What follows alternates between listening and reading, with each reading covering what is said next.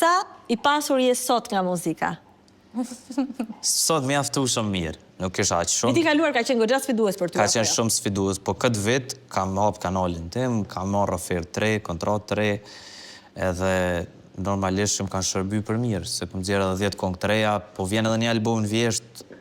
Mendoj më shumë të ka ndihmuar fakti që ke rimarrë një pjesë të madhe të asaj që ke humbur para një viti.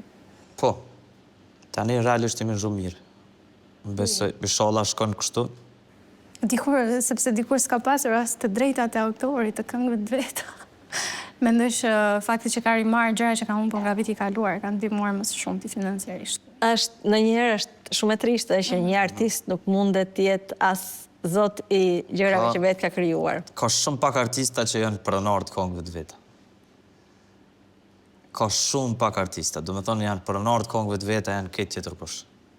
Janë menaxherat, janë producentat, Vërtet? janë tekst shkruesat, varësisht çysh e bën marrëveshjen, po e mira është me kon pronari këngës tonë. Për të parë programin me Mbroma Yje, mjafton të bëni subscribe në kanalin Arbana Osmani në YouTube.